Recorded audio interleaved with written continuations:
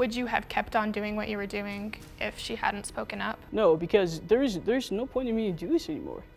You were doing it to Whitley. Yeah, After we found out who you Whitley, were. I had told her, I told Whitley, hey Whitley, you know what? I'm not who I said I was. Did I or did I not? Yeah, but you never told me anything, what your name was. Yeah, at the time it was a lot to do with. Like, I had Sarah and I had Hillary calling my bishop. It didn't matter if you were still, you told Whitley that you weren't who you said you were. You kept talking to her as a man. Yeah. Why? Because at the time, I had so much going on. Like, I had you guys, and then I had my family that I had to talk to. Should I have told you the truth and closed the chapter? Absolutely. And I didn't. You know, you keep saying you had so much going on. Yeah. But the question is, you can't be too busy to stop lying. Yeah. All you have to do is unplug. If you're so busy, that's just one less thing to do. I feel like there's a lot of pointing fingers going on, but the whole point of this is to promote safety.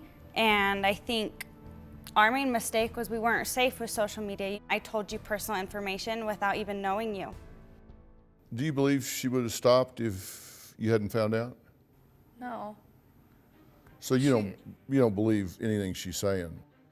Yeah. How did you find out? She sent me a photo of one of the other girls, and my sister knew her, and it just kind of went from there.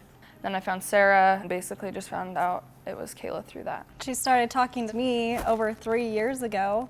So who knows how many girls she's done this to before me, or how many girls she's done after Whitley, or if she's doing it to people now. Like, you know, forgive us for not trusting this person that lied to us about everything. It's really, really hard to trust that this apology is sincere. Do you not think about our lives as well? Yeah, absolutely. Like, if my family's going through this and they have to see this and they have to read these articles, that's ridiculous. And, you know, your family the same way. And I would appreciate if you don't talk about me in articles anymore. If you want to talk about your situation, that's fine. But do not mention my family again. Don't.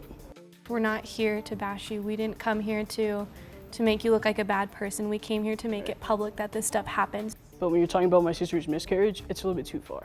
But you have to understand that we don't know what's true and what's false. We can't discern. And so on one end, it seems like kind of a bizarre story, but if that's something that hurt your family, we didn't mean to bring it up in a way that would make you feel bad. There's one thing I'm confused about. Say whatever you want, but leave my family out of this and talking about the miscarriage. Yeah. How did they know about that? Because it's something that, you know, I shared with them. And when I'm saying leave my family out of this, my family has gotten death threat calls, dropping the word. So when I'm telling you that there's a lot going on. But didn't you introduce that to Sarah? He told me that his sister, who was pregnant with twins, had lost one of the twins. And that was the reason he was upset and couldn't meet up with me. You introduced that as part of the fraud. I do not remember that. Well, how else would she know about it? Because we talked for hours. I mean. So you did tell her that? Yeah. So you introduced it as part of the fraud. If you're so worried about your family, why would you involve them in part of your fraud? If that was something that was weighing on my mind, why wouldn't I tell the person I've been talking to for so long?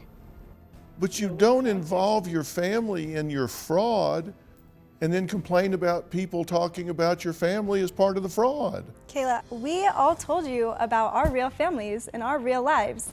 Everything about my personal life, everything I told you was true.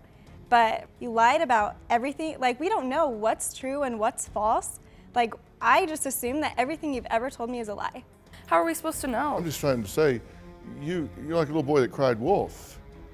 You know, you can't lie, and then say, well, they're supposed to figure out this was actually the truth and it's actually should be respected. I think the only one being disrespectful to your family is you by involving them in the fraud, pretending to be somebody you're not. Do you have a story or a question for me? Click the link in the description and tell me what in the world is going on.